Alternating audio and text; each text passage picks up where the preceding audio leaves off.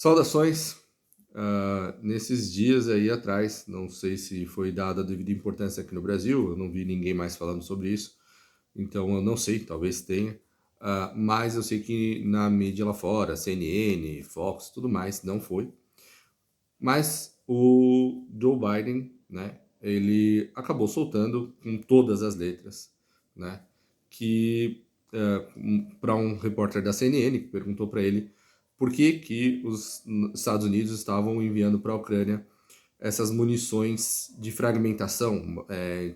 Como tem as bombas de fragmentação, tem essas munições que elas se estilhaçam, né, e às vezes elas contêm ali explosivos muitas vezes esses explosivos não detonam, né, quando ali naquele momento, e aquilo ali fica no chão ou enfim, causa danos por muitas décadas, né? Então é por isso que essas munições de fragmentação, bombas de fragmentação, existe um movimento muito forte para bani-las no mundo inteiro, em decorrência do dano que causa aos civis depois de terminadas guerras, porque fica aí 10, 20, 30, 40, 50 anos, é pior do que mina terrestre em muitos casos, né? E então você tem muita gente mutilada naquela, assim, a guerra do Vietnã, por exemplo, né? Que os norte-americanos usaram essas bombas e décadas depois ainda acontecem acidentes, pessoas se ferindo, às vezes perdem uma perna, perdem alguma coisa, ou até chegam a óbito. Então, né, ficou essa grande dúvida e esse repórter da CNN perguntou por que os norte-americanos estão enviando essas munições para a Ucrânia. E a resposta do Joe Biden, que ele falou na lata, assim, né? Você vê o vídeo, é inacreditável, né? Ele falou na lata que é porque eles, norte-americanos, os estoques de munição estão vazios, né? Então, nós estamos ficando sem munição. E eu acho que as pessoas não entenderam a gravidade disso. Então, a ideia que está sendo propagada pela OTAN é a de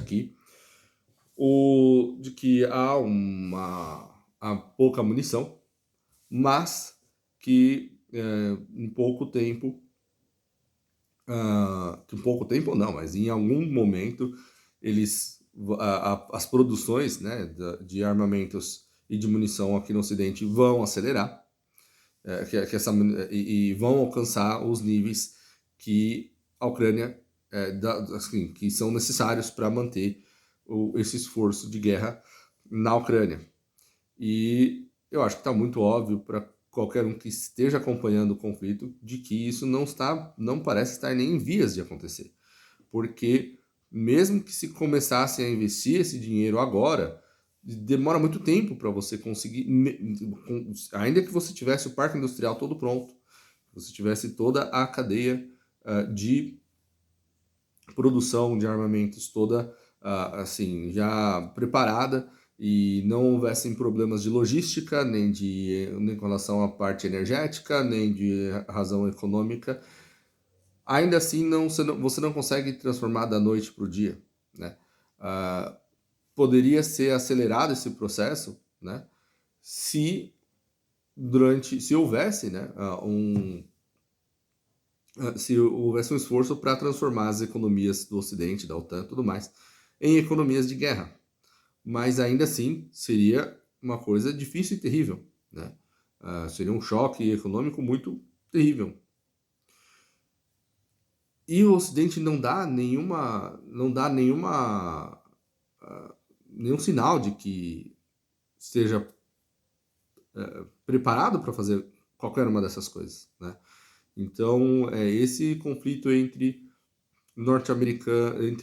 a OTAN e a Rússia, né? Em especial os norte-americanos e os britânicos, mas deixa muito claro que só você colocar dinheiro assim, separar o dinheiro para uma coisa não significa que você vai obter a coisa na qual você está investindo. Nós aqui no Brasil nós sabemos disso, ou deveríamos saber, tendo em vista o quanto a gente gasta em educação e o retorno que nós temos aqui, né? Então você vê lugares que tem um gasto em educação muito menor e que tem resultados não tão catastróficos quanto o brasileiro, né?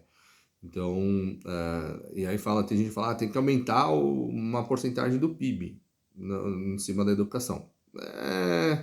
Só aumentar e não fazer mais nada, não tomar mais nenhum outro tipo de atitude, não para flexibilizar o sistema, não vai trazer melhores resultados, né? Então, eu acho que o que essa guerra da Ucrânia, entre a Ucrânia e a Rússia, tem demonstrado é justamente isso, que não adianta você simplesmente ter a reserva, assim, você conseguir emitir a moeda que é a reserva mundial, que é o dólar, né? Então, todo mundo tem o dólar como reserva, apesar de existir um movimento muito forte de reversão disso, né? Então, de uma... Assim, muitos países estão procurando diversificar, né? E sair dessas amarras do dólar, mas isso, obviamente, demora. Isso não é da noite para o dia que acontece. Então, o dólar ainda vai ficar, não sei por mais quanto tempo, mais alguns anos aí, talvez, mas esse processo, por outro lado, é irreversível.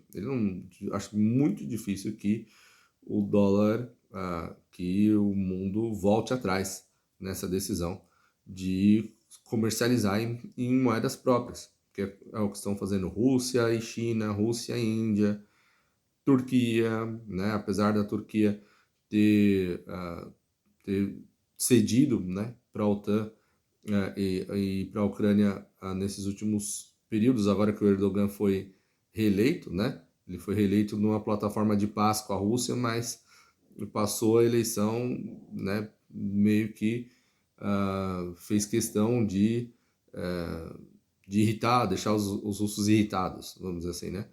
Que soltou lá assim, demonstrou que não é confiável, porque não se pode confiar nos turcos, porque eles tinham o acordo era que os russos retirariam suas tropas de Kiev e em troca, né, haveria uma troca de prisioneiros e esses comandantes do batalhão de Azov ficariam na Turquia até o final do conflito. Bom, os turcos liberaram eles agora, então 1 ano e pouco depois do conflito. Então, eles não cumpriram com a sua parte, né? A Ucrânia também não cumpriu com a sua, e aí eu acho muito curioso que aí vem aqui o pessoal que é mais da direita aqui no Brasil, no geral, que vai acusar a Rússia, os russos, de serem maquiavélicos e tudo mais. E eu não vou dizer que não existe nada desse tipo de coisa, mas eu acho que também é muita inocência não observar como o restante do mundo está se comportando, né? Então, se em algum momento a Rússia espalhou seus erros pelo mundo, e a verdade é, esses erros já estão espalhados, e a Rússia, ela não é mais necessariamente aquela que está orquestrando todos os males do mundo, né? Então, tanto é que nas profecias Nossa Senhora nos informa, nos fala, né, nos avisa na profecia em Fátima, né, o que Nossa Senhora disse para a irmã Lúcia, né, foi que a Rússia se tornaria flagelo de Deus no mundo, caso não houvesse a consagração, né? E que ela se converteria. Então eu sempre falo isso, nós não sabemos quais países vão se converter, quais serão destruídos, porque muitos serão destruídos. Também foi o que nos avisou Nossa Senhora, então em Akita e tudo mais. Muitas nações serão destruídas, mas nós sabemos que a Rússia se converterá, né? E que o mundo vai ter paz. E que ela vai ser o flagelo de Deus no mundo. Nós não sabemos a ordem das coisas. Então, então é isso. Eu acho que nós aqui no Ocidente a gente tem que fazer a nossa parte também. E ainda que eu não considere o Brasil como parte do mundo ocidental, porque os europeus e os americanos não nos consideram assim, mas o brasileiro tem essa marra com a Europa e com os Estados Unidos é difícil de soltar, né? E as pessoas se incluem automaticamente, eu acho, né? Como parte do Ocidente, forças democráticas, inclusive o meu próximo vídeo que eu quero fazer vai ser sobre isso, né? E então é isso, né? Então eu acho que foi um episódio interessante. A guerra na Rússia, entre Rússia e Ucrânia, eu já disse em outros episódios que é terrível perceber que, uh, que os ocidentais não estão acordando. E assim, nós temos algumas possibilidades. Não são muitas, mas algumas. Porque é uma guerra industrial. Tá muito óbvio que o Ocidente, incluindo os norte-americanos, não conseguem não conseguem competir nem com a indústria bélica russa, quanto mais com a indústria bélica, uma indústria bélica russo-chinesa, né? Então, só para que todos tenham uma ideia, falam muito da questão dos semicondutores, dos chips e tudo mais. Não sei se vocês acompanharam recentemente, mas, o Taiwan, os ocidentais, né, eles eles elaboraram uma sanção para algumas empresas chinesas de chips, né? Então a ideia seria porque a China importa certos tipos de chips, né? Em especial de Taiwan e de alguns países aqui da Europa e tudo mais. Então a Holanda tem alguma coisa, né, do maquinário necessário e tudo mais, né? E os chineses, então, pegaram e responderam. Não sabe como que eles responderam? Eles colocaram, né, uma sanção. Eles, né, deixaram, responderam com uma sanção a alguns metais raros, que são daquele tipo de terra rara, né? É um termo específico que se utiliza para uma série de elementos que são necessários para uma série de coisas e que tem em poucos lugares no mundo. E a China é o maior exportador desses elementos. E calha que alguns dos elementos que são necessários para a manufatura desses chips de ponta dependem de alguns desses materiais que pouquíssimos países podem exportar, dentre eles a China e a Rússia. Então, é isso. É para isso que nós estamos encaminhando. Haverá, sem dúvidas, que, na minha cabeça, pelo menos, acho que nós estamos nos encaminhando para uma crise de comida, na parte de comida, então, no mundo inteiro. Porque, por um lado, você percebe que não há nenhuma boa vontade em solucionar questões como a questão dos grãos que saem lá da Rússia e da Ucrânia, né? Então a Rússia e a Ucrânia são dos maiores exportadores de grãos, né? Em especial justamente a região que está em conflito ali do mundo. Tem a questão dos fertilizantes, que nós mesmos aqui no Brasil precisamos de certos tipos de fertilizantes e poucos lugares no mundo podem nos fornecer, e sem contar com Rússia e Bielorrússia, a gente tem poucos lugares que poderiam vender e encarece o produto. Para piorar, a gente acabou de passar aí uma reforma que, ainda que seja para ser implementada no decorrer de 10 anos, já cria tensões aqui no nosso agronegócio, cria problemas, tanto de investimento quanto de...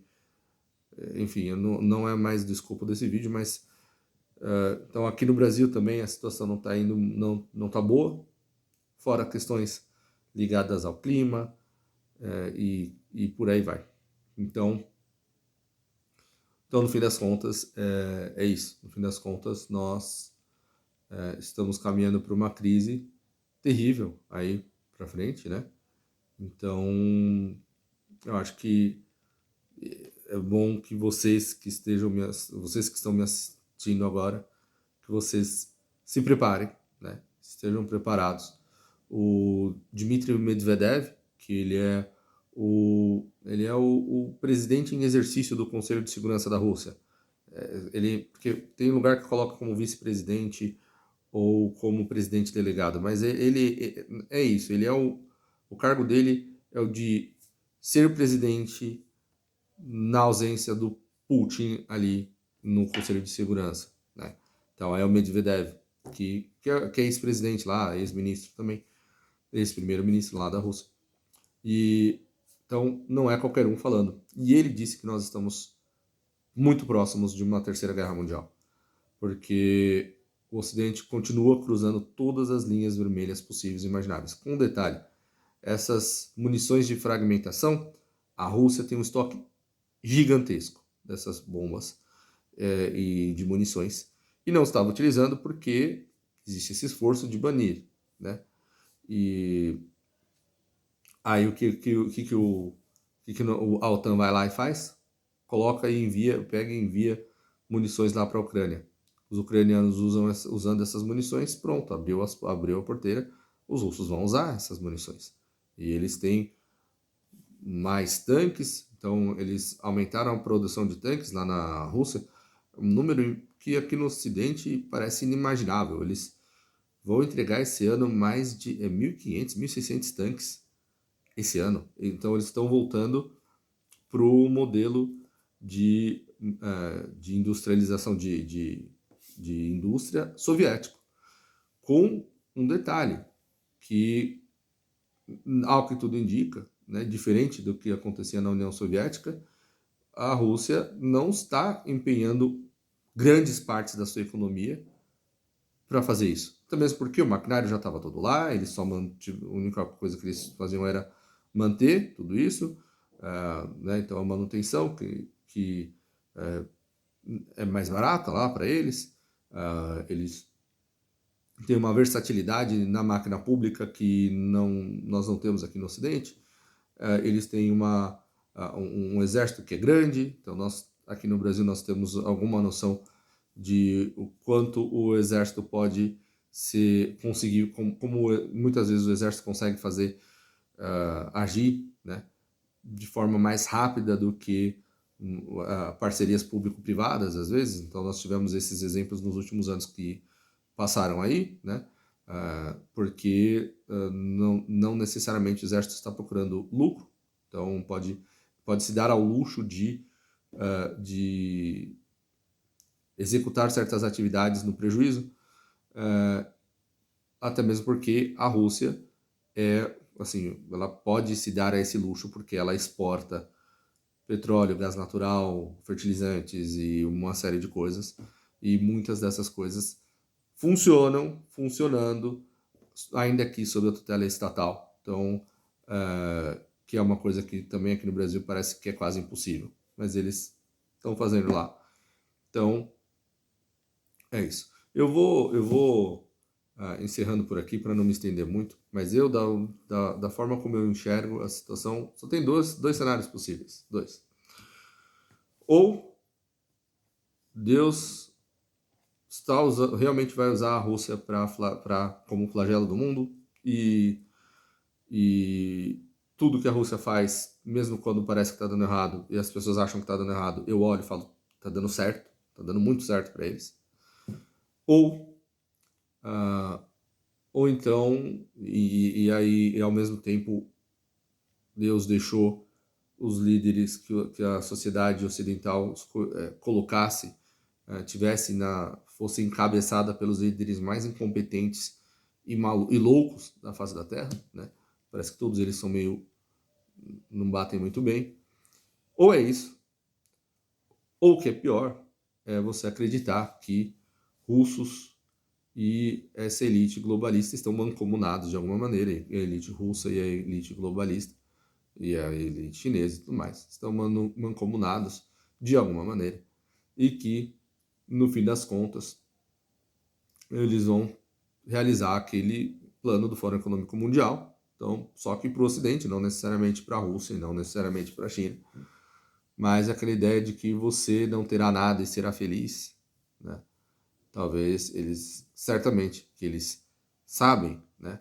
A elite sabe que o cidadão comum não vai aceitar uma situação como essa de boa vontade, de bom grado. Eu lembro, tem aqui no canal um vídeo em que tem uma gravação, tem a voz do Rothschild, de um dos Rothschilds, que é sobre o quarto mundo, né, o chamado quarto mundo. Então tem os países de primeiro mundo, os de segundo mundo, os de terceiro mundo, e eles falam desse quarto mundo, país de quarto mundo, que é o futuro, né? São países que consomem muito menos, têm um estilo de vida muito mais simples, mais ligados à natureza, mas ainda assim tecnologicamente interligados. Então seriam como você pega assim, uma mistura entre o homem da cidade grande com o indígena, né? Então, uma mistura desse estilo de vida, assim, simples, tudo mais, mas todo mundo interligado e todo mundo dependente do sistema. E uma das coisas que são ditas, algumas das coisas que são ditas ali naquela conferência, isso é uma conferência que já tem décadas, você pode procurar aqui no canal, porque tem. Uma das coisas uma das coisas que eles dizem ali é que eles sabem que os norte-americanos, por exemplo, ou que os europeus não vão abrir mão do seu estilo de vida de bom grado, né? Então, eu acho que não dá para descartar esse tipo de possibilidade. Eu, pessoalmente, minha tendência é achar que é a primeira opção e que o que aconteceu foi um pouco diferente, que eu acho que a parte da elite acreditava que estava indo para esse caminho, mas alguma coisa deu errado ali e houve um desentendimento ali na elite, né? E nós estamos vendo o resultado disso. Mas eu não posso descartar, não dá para descartar plenamente essa segunda opção, até mesmo porque nós temos alguns teóricos da conspiração, como o Bill Cooper, na década de 90, já dizendo que na próxima Guerra Mundial, os Estados Unidos perderiam. Porque que os norte-americanos não era interesse da elite que os norte-americanos exportassem certos aspectos do seu modo de vida para fora dos Estados Unidos. Por exemplo, a segunda emenda, né? Então, assim, o direito do cidadão de portar armas, por exemplo, seria um desses, né? E que os Estados Unidos funcionais, fortes e com todo mundo admirando, que com baixa criminalidade, sem atentados em escolas e tudo mais, que inevitavelmente os povos do mundo começariam a copiar os Estados Unidos e que por isso que essas coisas teriam que ser atacadas. Ele falava isso na década de 90, de lá para cá, e ele faleceu em 2001, né? Foi assassinado pelas forças, pela polícia norte-americana, né? Pelas forças federais norte-americanas. É uma história super bizarra que eu já contei aqui no canal em outros momentos. Se você tiver interesse, deixa aí nos comentários. Mas ele já falava isso naquela época. Então eu não jamais, a não ser que eu tenha como provar que a minha tese é a verdadeira, né, eu tenho que admitir que essa é uma possibilidade real. Seja como for, estejam preparados. É isso, fique com Deus. Nos próximos dias eu espero que eu vou deixar alguns vídeos gravados, eu não tenho conseguido postar e acompanhando as coisas e soltar quando eu gostaria. Eu gostaria de ter postado esse vídeo no dia que aconteceu, mas eu só consegui fazê-lo agora, então vai ser assim, tá bom? Mas eu vou deixar alguma coisa, então nos próximos dias deve ter outro vídeo, então peço que vocês se inscrevam no canal, cliquem no sininho, entrem no Recanto do Guerreiro lá no Telegram, enviem um e-mail para escritonasombras@gmail.com. Então esse seria o e-mail, ou se vocês quiserem fazer um Pix também, é para escritonasombras@gmail.com. Então, escritonasombras@gmail.com. Escrito nas Sombras porque é o nome do meu primeiro livro. Então, é isso. Lembrando que, até o momento, pelo menos, quem fizer alguma contribuição de qualquer valor, já entra na minha lista e me enviando um e-mail, né?